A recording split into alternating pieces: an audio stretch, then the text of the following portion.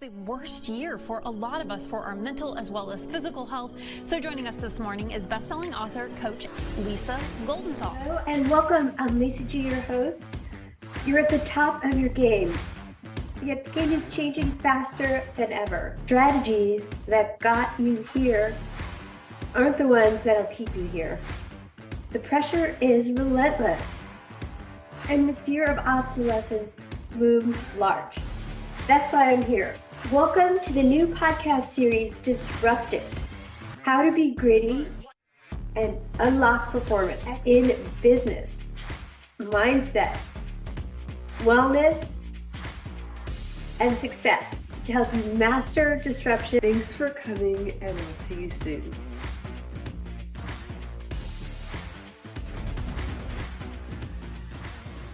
I'm so excited to welcome today's guest, a powerhouse in every sense of the word. She went from bankruptcy to building an 8-figure empire, helping entrepreneurs scale with strategy, soul, and ease. She's been featured everywhere from Forbes, TEDx, to Oprah magazine, and she's not just a business expert. She's an Inc. 5000 award-winning CEO, prolific speaker, and true disruptor in the space of wealth building and leadership. She is living proof that adversity doesn't define you, it refines you. And today she's here to show us how to lead bolder, sell smarter, and scale faster without the burnout. I'm thrilled to welcome to the podcast Dr. Darnyelle Harmon. Welcome. Hi, Lisa. I'm excited to be here. Thank you so much. I love it. This is like so exciting to jump into these topics about, let's jump in about leadership and motivation. You've said leadership is more than a title, it's a mindset. What does true leadership look like when things are not going well? Yeah, so for me, leadership is really first and foremost about trust of yourself, and then the ability to have other people trust you. I define a leader as someone worth following. And I don't know about you, Lisa, but I'm not going to follow somebody that I don't trust, right? So Of if course. we can create an environment where we are vulnerable, we are transparent, we have a communication style that invites people in, I believe that people support what they help to create. And if you can create an environment for people to feel comfortable expressing their needs, their desires, their wants, even their criticisms and the things that create conflict for them, it's going to give you the opportunity to advise and guide them in a way that's going to help you to get to the ultimate results that it is that you desire. Mic drop moment already. I love is trust, and that you wouldn't follow somebody who you didn't trust. I mean, that is just pure gold, and people have to feel safe with you as a leader. And that is how you build powerhouse teams. I love it. And how do you personally stay grounded and motivated as you lead a high impact company? Yeah, lots of prayer, lots of mindfulness and time really just taking care of myself. Self-care is one of the most important pillars in our framework and methodology that we use to work with our clients. For that very reason, I think about every time I get on a plane, which I do way too often. I'm getting on one tomorrow at the time of this recording. And we know if you've ever been on a plane, you've heard the flight attendant say, if the cabin should lose pressure, an oxygen mask will fall. Put on your mask before helping those on the journey with you. So in that regard, I take time for myself. I practice self-care. I move my body. I put good food in my body, and I give myself the space and the capacity to be able to lead and serve my team. I think that operating from a paradigm of anxiety or overwhelm or stress is only going to create more anxiety, overwhelm, or stress in your team. So it's really important that you take care of yourself and you practice mindfulness, whatever that means for you. For me, it is prayer, it is journaling, it is exercise, it is spending time making sure that I sleep well and I treat my body as a temple and not as a trash can. And so that's really important as well. Oh, I couldn't be more in sync with you on that as well. It's just for me, like I have to have a morning routine, and it's more about meditation and yoga, things like that for me, and living well, taking care of yourself. And I love that people will only follow you as a leader doing what you do, not what you say. So by Mhm. being healthy, by being grounded in your spirituality. Does that encourage the others on your team to do the same? Yeah, I would like to think so. Like I personally have undergone in the last year transformation and I've lost 58 pounds. Oh my gosh, congratulations, Thank Danielle. you. I honestly wish that it had never gotten that bad that I had 58 pounds to lose, but I travel a lot and I can make all the excuses as to why. But I literally went to the doctor on my 48th birthday, and for the first time, I heard him. And what I heard was, if you don't get your life together, you're going to die. And I was like, okay, I'm not ready to die. And Wow. for me, it became, I say this all the time. I believe it is hard to sell the dream if you look like a nightmare. And not that anyone else ever called me a nightmare, but for myself, when I look back at older pictures of me, I cringe. I'm like, that was just excessive. That was way too much extra, too much of me to love. And Yeah. I have to do something to reduce the amount of me that there is to love. And more than that, I'm approaching 50 at this point and I feel amazing. Aw. I look amazing. I'm prioritizing myself. Like I said, my body is a temple, not a trash can. And whereas I used to eat a lot of processed foods, I just don't do that anymore. I'm more concerned about making sure that my vessel is actually operating at its peak to allow me to do the things that I need to do. Running a company, being a CEO is not for the faint at heart. There are warm and fuzzy days, but there are also days when you just want to get under your desk and hope that no one ever comes to bother you.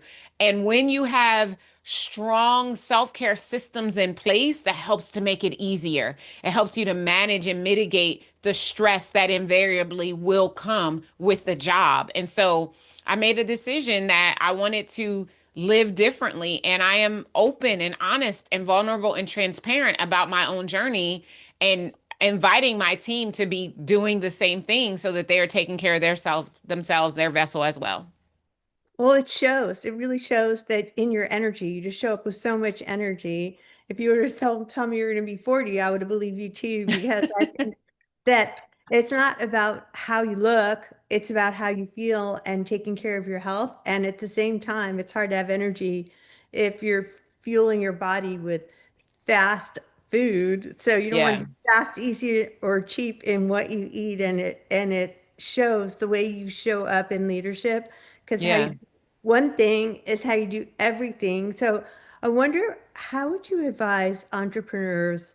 They want to lead powerfully, but they feel stuck in that survival mode.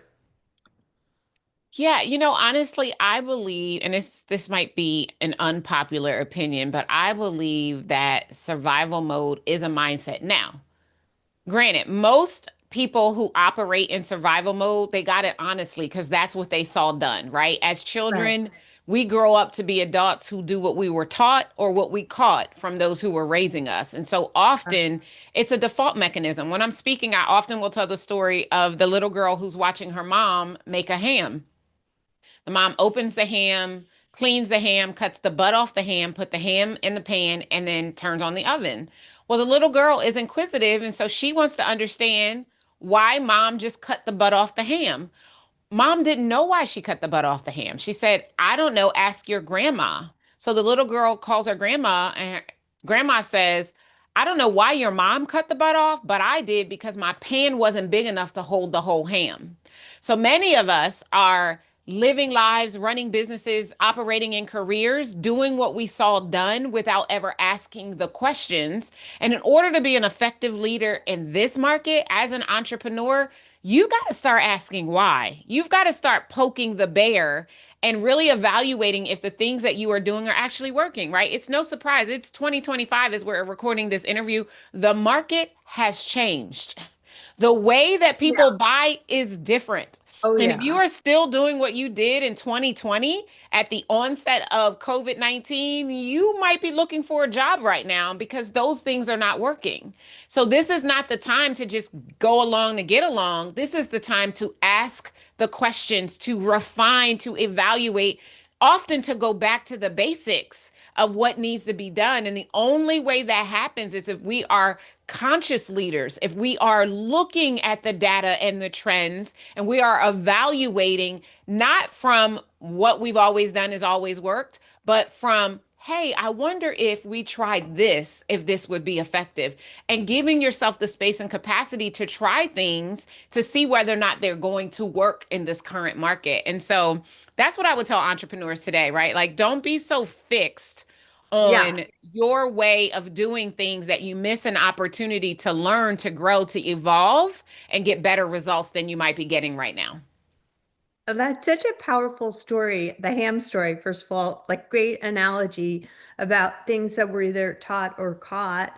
And, so many of us have been caught up in this trauma from our family and just keep Mhm. doing the things we've always done because it's always been done that way. So, can you dive into a little bit more specifics about how things are different now and what's like sales or money moves that entrepreneurs overlook that could change everything? Yeah, so the biggest thing to understand is that from a market perspective, the market has shifted. So during COVID-19, 5 years ago, we were in a growth market. And when we're in a growth market, the average consumer will make a buying decision after 1 hour or less researching you online. Right. Well, now we're in a mature market. And in a mature market, the average consumer will make a buying decision after 7 to 10 hours consuming you online. So if Yeah. you're not putting out enough copy and content about the thing you want to be known for the problem that you can uniquely solve, there's not going to be enough to get somebody to make a buying decision, which is why we see habits really slowing down. Buyers are so much more discerning. We're not as quote unquote desperate as we were in COVID-19 to get a solution to fill the void of the time because we're trapped inside. So now we're able to actually evaluate what's being presented to us by the people who call themselves experts and Yeah. determine if they are indeed an expert before we have to make a decision to get a result. The urgency has changed. And because the urgency has changed, our approach to connecting and prospecting and qualifying our prospects also needs to change. There needs to be more touch points. There needs to be more demonstration of value and expertise and problem solving. There needs to be more proof, more showing the case studies and the people that you have helped solve the problem that you are uniquely known for solving. And if all of that is not operating in a cadence that puts these examples of your expertise and the proof that you can uniquely do this in front of your consumer in a pattern that makes the next logical decision the decision to buy, then you will miss out potentially on that opportunity. Google always does these studies on consumer buying behaviors, and they actually did a study at the end of 2023 as we were coming into 2024 because they Yeah. already saw the writing on the wall that the market was starting to shift.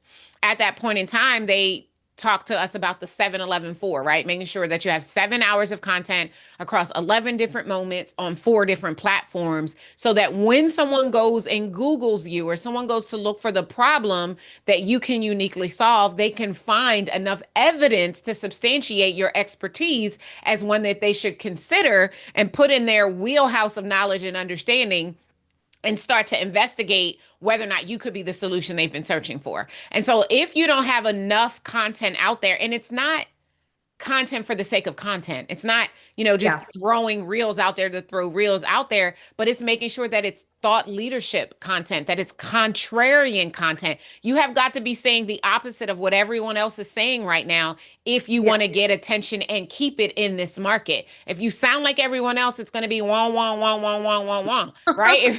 If you Yeah. want to be the one that they hear, if you want to stop the scroll, you need to be saying something that is completely disruptive, very contrarian, and it actually evokes an emotional response from them when they hear it. And then you're going to follow it up by more of that, which is also in this current market going to establish your thought leadership. Wow, this is like a masterclass in marketing. I'm so glad we're recording this conversation. The 7-11-4 I wasn't even familiar with. So that's so great to know. And I know you've helped countless business owners build generational wealth. What is the biggest mindset shift they need to make first? that wealth is for them. Right. Money is an enigma for a lot of people, right? Whether you were born into a family that had it or not, most people don't understand it. And they were taught in their home that it's taboo to talk about money. It's rude. You don't do that. And so it's this secret little hush hush thing that now that you're an entrepreneur, small business owner in your own business and you don't understand it, but you've got to figure out how to create enough of it in order to be able to pay your bills and pay your team and to have profit and to establish wealth and to pay your taxes and all of these things. And so for most people, they're still traumatized by what that first definition of money was for them. Whenever they were, a little child and they first realized there was this thing called money. And whatever happened for them, that trauma loop is playing over and over and over. And they're trying to build a business where they need money, but they don't even understand money. And when they think about money, it's not a warm and fuzzy place. It's not safe because their parents always fought about money, or there was never enough money, or when they asked for money, they were told the answer is no.